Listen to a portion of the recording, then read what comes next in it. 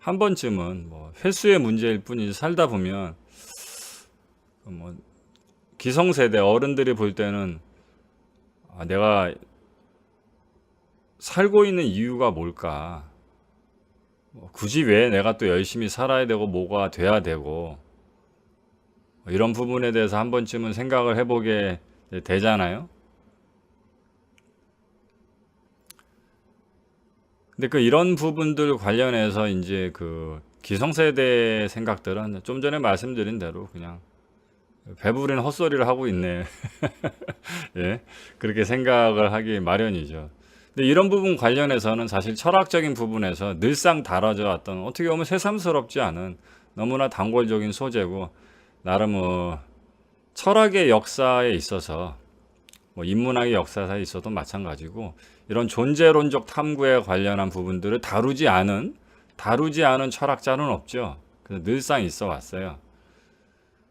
근데 뭐 우리들 입장에서는 크게 와닿진 않죠. 왜 그러냐면 어떤 이론 물리학자가 있어서 자신의 이론 물리학을 관련해서 뭐 우주의 탄생 의미라든가, 예? 뭐 우주의 탄생의 과정이라든가, 뭐 이런 부분들을 기원, 뭐 인류의 기원, 생명의 기원 이런 걸 살펴보는 부분들은 너무나 직업적이고 사실은 자신의 학설이라든가 자신이 공부하는 학문의 이론적 가설의 배경이 되기 때문에 당연히 공부하는 게 뭐 마땅한 것처럼 사실은 철학이란 부분들이 이전에 말씀드렸다시피 철학이라는 건 어떤 현상을 설명하기 위한 학문이거든요. 그러니까 이것이 왜 그렇습니까? 라는 물음에 답을 해주기 위해서 일종의 납득 가능한 나름의 추론과 가설을 제시하고 그걸 설명하는 그 과정 자체가 그냥 철학이에요. 그러니까 우리가 얘기하는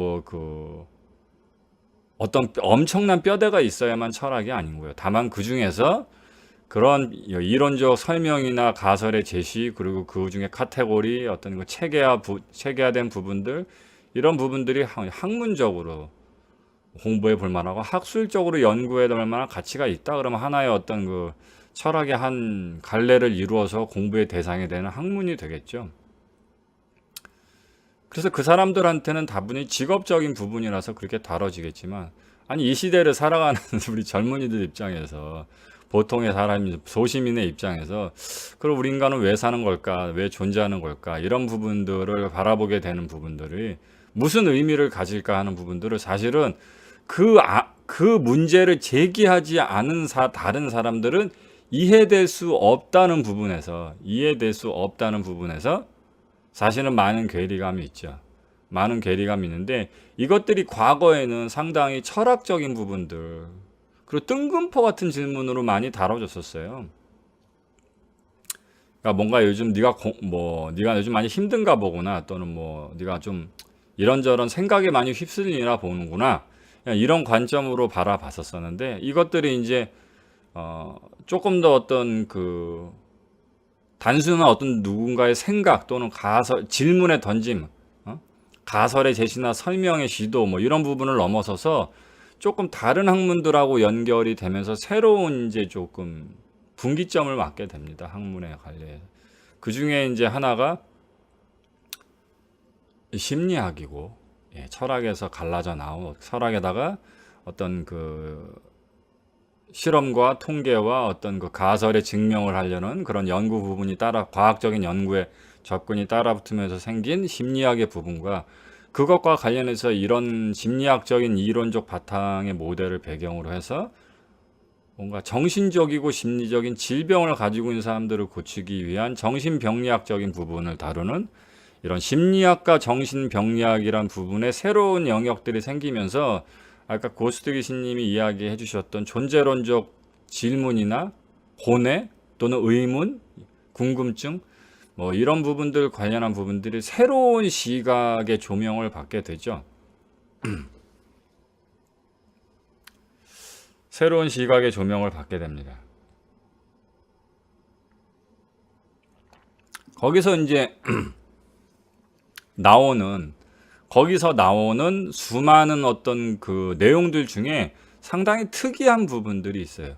고스트 귀신님이 지금 저한테 오래간만에 이렇게 질문을 주신 부분들이 연애라든가 우리 사실은 상묘학이 꼭 대인관계 그 중에서도 연애를 다루는 학문은 아니지만 이왕이면 똑같은 이치라도 좀 재밌고 즐겁고 관심 가고 행복하고 머릿속에 좀 쏙쏙 잘 들어오면 좋으니까 그런 관점에서 뭐 연애 같은 거로도 많이 풀어드리고 한참 연애하실 나이인데 갑자기 이 존재론적 질문을 던지셨던 이유가 그냥 단순히 궁금해서 물어보신 것 같지만은 않아요. 왜냐하면 최근에 본인의 이제 카톡에 본인 사연도 잠깐 썼었듯이 한참 공무원 시험 보느라고 치열하게 혼자서 어떻게 하면 자신과의 치열한 싸움이잖아요. 그런 것도 한 시기를 좀 거치셨고 지금은 또 앞으로 아직 한참 나이니까 앞으로 인생을 어떻게 살아가야 될까 하는 어떤 어떻게 보면 내면의 많은 갈등, 고민을 하는 시기라는 배경을 깔고 그런 도화지의 배경을 깔고 그 위에 존재론적 질문을 던져주신 것 같아요.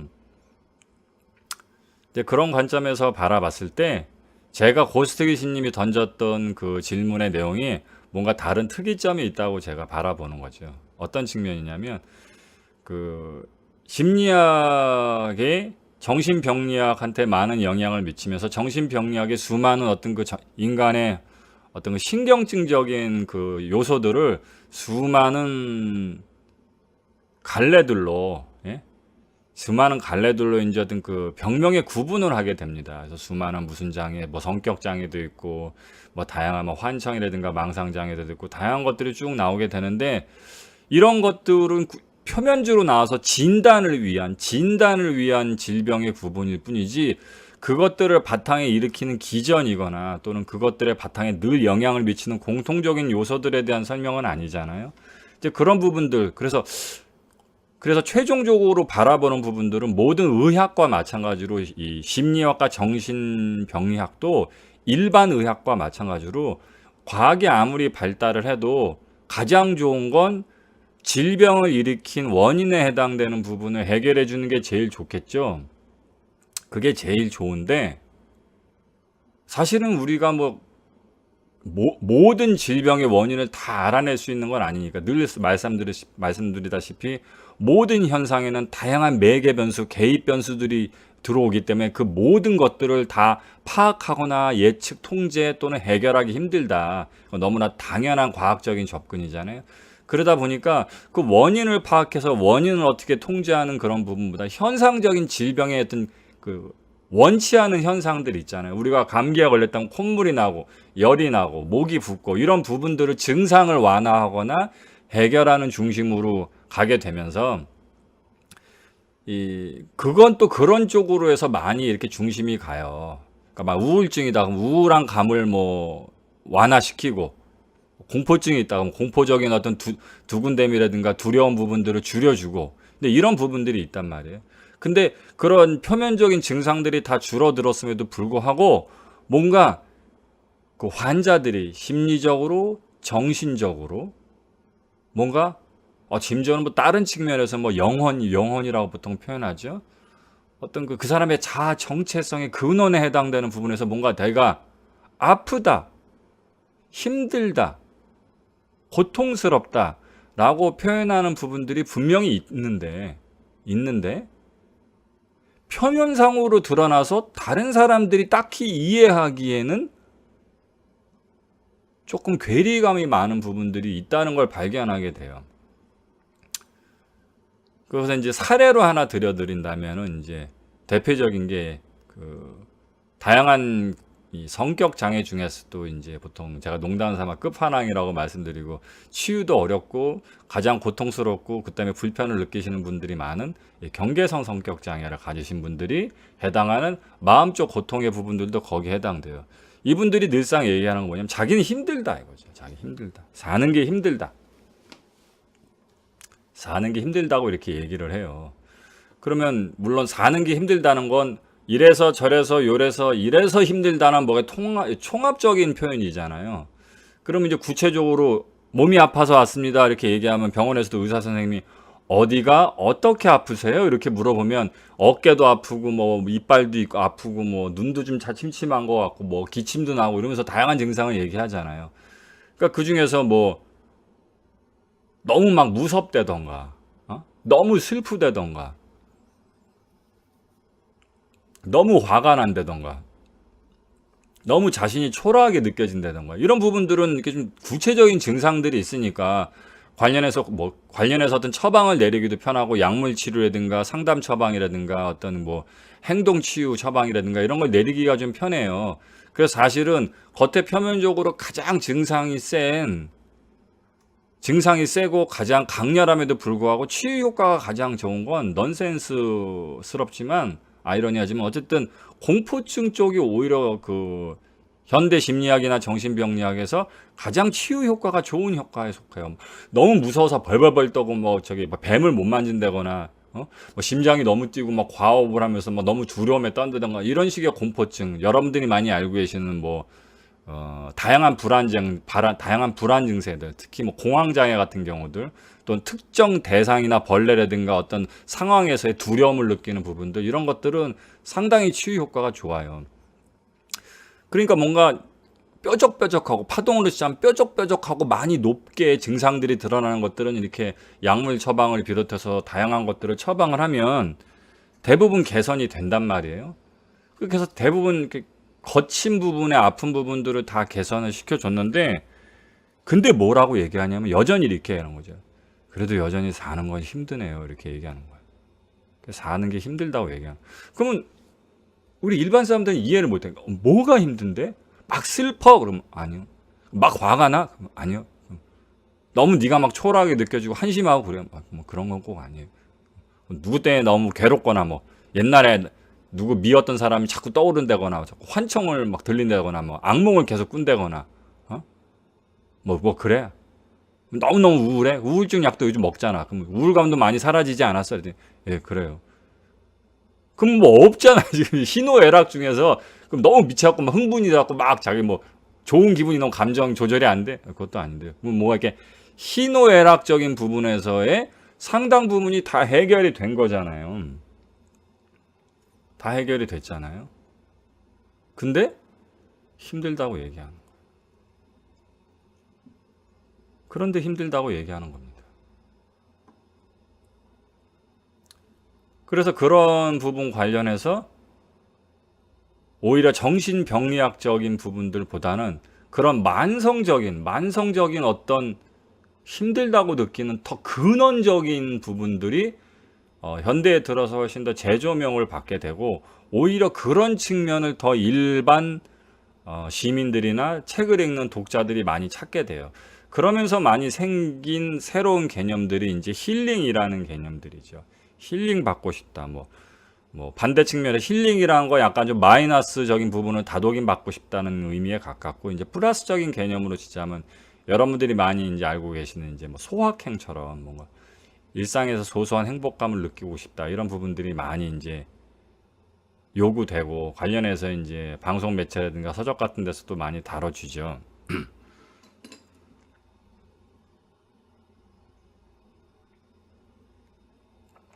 그러면 그 희노애락상의 아주 거칠고 뾰족하고 높고 강렬한 인생의 그 감정적 힘든 부분들도 약물이라든가 상담 처방으로 상당히 다 개선이 됐고 그리고 또 일반 시민 같은 경우 여러분들도 지금 뭐 엄청나게 괴롭거나 눈물이 펑펑 나거나 화가 난다거나 막 죽고 싶다거나 이런 거 전혀 없으시잖아요. 방송 강의 들으시면서도. 근데 때때로 문득문득 사는 게 좀 힘들다 또는 사는 게 왜 이러냐? 힘들다보다는 오히려 그쪽에 가깝네요. 왜 살지? 사는 게 그냥 이런 건가? 산다는 게 그냥 이런 건가? 그냥 이렇게 사는 건가?